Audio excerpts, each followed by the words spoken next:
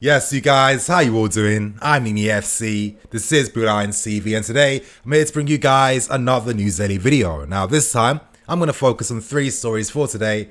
They are going to be on the latest surrounding Kai Havertz, Ziyech's first day training, and to end things, I'll be speaking about Rudiger and his potential future at his club. So this is going to be another informative video. I hope you guys do enjoy this one, but before I get into anything, let me get the plugs out the way first.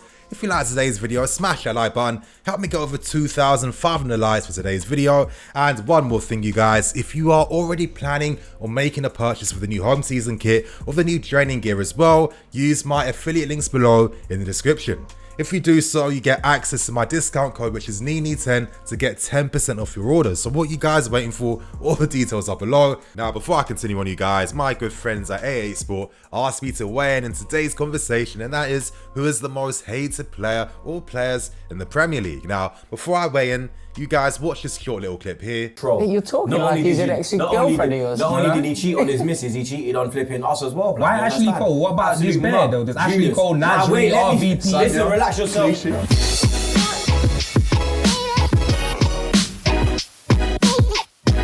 You know, I do have to say that this Tennis Says series is very entertaining. If you guys want to catch the full video, you'll find a link above in the card somewhere and in the description below. Honestly, for me, hate is a very strong word. I can't say hate because hate implies I absolutely despise the players.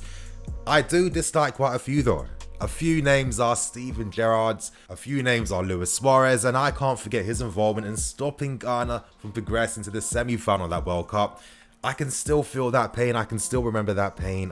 Good lord, Suarez, you have to be a pretty bad guy to feel confident to do something like that.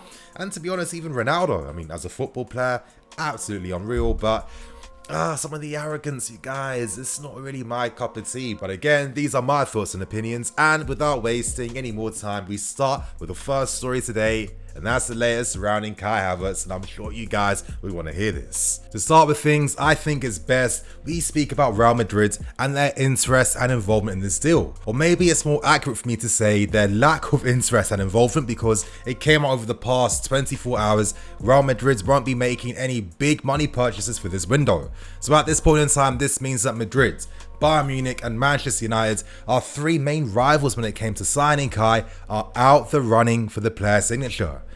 It keeps painting a more vivid and clearer picture that Kai could be coming to us and signing for us. Now, I'm going to give you guys some further context and information in regards to why Real Madrid are now out the running for the player signature. And the main reason for this is difficult finances due to COVID. Now, we know that recently Real Madrid have just picked up another La Liga title, and this means that their players are naturally entitled to their bonuses inserted in their contracts when it comes to winning trophies and major silverware. Right now, at this point in time, staff members and players have taken anywhere between 10% to 20% off in their wages to help out with the current difficulties in this situation.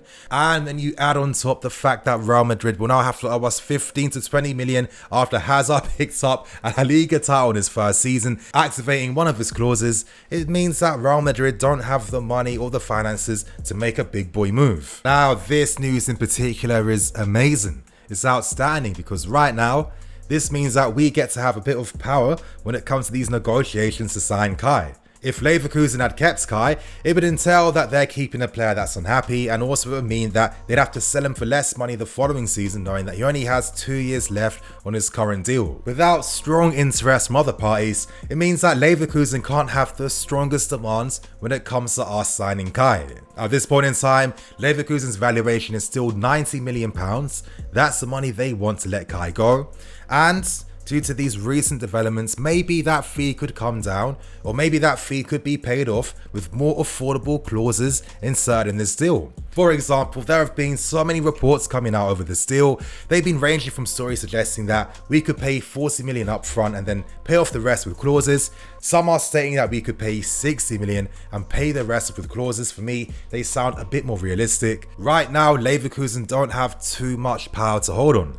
Kai has said that he wants to go. That's a definite. There is no UCL football at Leverkusen, meaning that he doesn't want to spend another year with them, potentially jeopardizing any potential future moves away, because in football, you guys, sometimes you only get one opportunity once. Anything could happen. Let's say, for example, Kai stayed one more season, picked up a devastating injury, and then there's another name doing the rounds in football that is attracting all the interest from the big teams in Europe. This is why you can't hedge your bets. This is why you have to be realistic, and when opportunities come, you have to take them. Now, I want to speak about how this deal can be concluded. There's one thing that I want you guys to know in particular about this deal. This is going to fill you with more confidence, and this is a reality of how the negotiations are currently ongoing. The club right now won't leak any information surrounding this deal. And this is the same thing for Leverkusen as well. This explains why we're not getting too many insightful new takes surrounding the story, as I'm constantly moaning about non-stop. I feel like most stories I'm reading about are just like stories that are reformatted. They're adding like maybe a few sentences of new information that don't add to the overall story, the overall narrative. But one thing I can tell you guys, after speaking about transfer stories for how many years now, is that when things get quiet and when we know that we are strongly interested to sign a player, it tends to be positive, you guys. It tends to be extremely positive.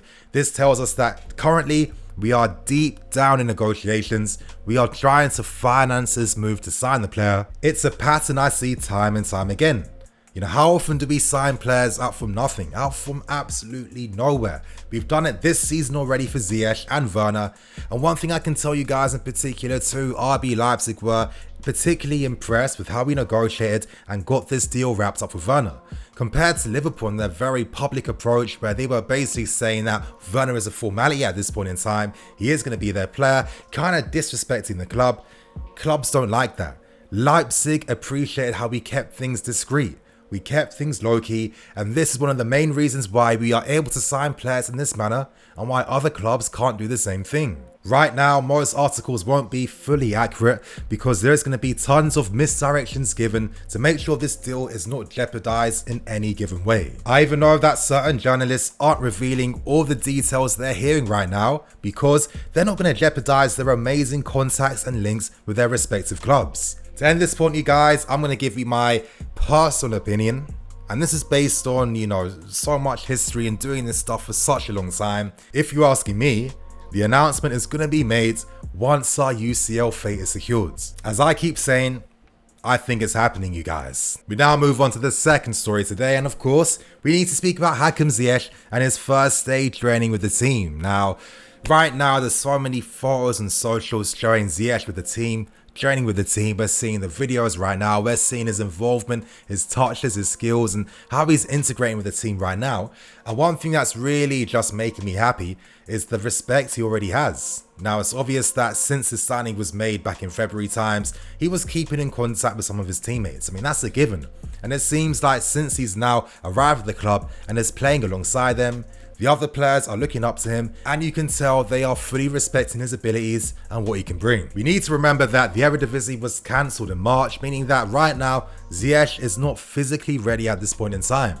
Now that he's here though, this is a massive advantage for us because now he gets to spend more time training with the team who are deep into completing this season. And by the time the next season comes, which starts on the 12th of September, which is literally like 2 months away, Ziyech is going to be in an amazing advantage and position because he's going to fully know the tactics, his teammates, and what to expect from the league by then. But to continue on, you guys, I'm going to break down the interview that Ziyech did with the club. I'm going to focus on the main things he spoke about, and those main things were that when he was a young player playing in the youth teams alongside his teammates, back then they looked up to players like your Drogbas, your Terrys, your Lampards, and they knew back then that we were a serious club and an aspirational club to sign for if he ever got that opportunity. Ziyech reiterated that Lampard's style of attacking football was one of the main reasons that enticed him to sign for us. Ziyech spoke about the Premier League and relishing the fact that yes, it is a physical league, but that doesn't mean that he's going to suffer. The way he was speaking about things, it kind of felt like he saw it as like, wow, you know, this typical cliche that the Premier League is just so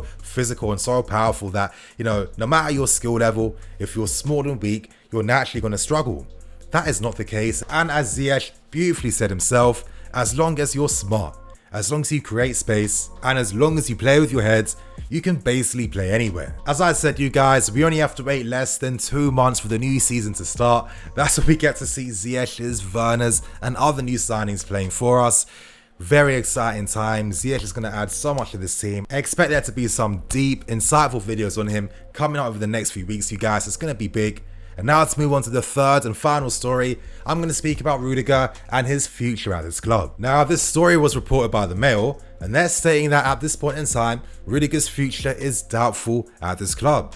And this comes down to the fact that he has not agreed a new contract extension. And one of the main reasons for this is that the club have only proposed adding a further year to this current 2-year deal. Now, this is really interesting because back in April, reports really strongly suggested that Rudiger was bound to sign a new deal. However, which is quite obvious for me, it's obvious that Rudiger's long-term future isn't going to be seen the same way compared to your Tomoris, your Zumas and your Christensens. You know, Rudiger is the most experienced defender here right now, and when Lampard reintroduced him back into the team, he was probably hoping that his leadership, his communication abilities and communication in particular, I feel like I've mentioned this time and time again. I've criticized Christensen, I've criticized Tomori, and I've criticized Zuma for their lack of communication. At least that's one positive that Rudy does bring to the team. However, this doesn't mean a single thing if your positional game is poor. And you know why it's not so great, you guys? We know that Rudiger is a very fast player. How often does he get to use his pace to help save us in situations? He never gets to because his positioning is just so bad in the first place that he can't even get back in time. Communication is one thing that we don't think about as much, but it's very important for a defensive partnership, and that's one thing I stress time and time again. It's about having partnerships to be a quality defense.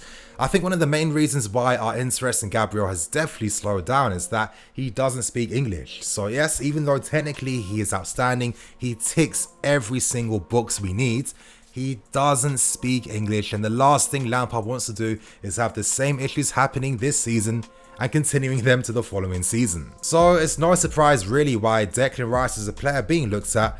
Already at West Ham at 21 years old, he's shown that he is that leader in the team. He is the player the other players look up to. They see him as the best player in the team already at 21 years old, and it's no surprise why his communication abilities could be very effective if he was to come back to the club. Anyway, we are going to move back to Rudiger, and for me, I think that he is definitely the player to sacrifice out of the rest of our defenders. Right now, the 2-year deal means that he does become a more attractive proposition for most clubs, knowing that he won't cost a ton of money because he doesn't have many years left on his current contracts. Now, yes, I know that Rudiger came back from a very serious injury. That's one thing I reiterated time and time again at the start. However, as the season has gone on and since he's overcome them, you know, I feel like that can't be used as an excuse or a crutch for Rudiger anymore. He is a good football player, we can't get that wrong.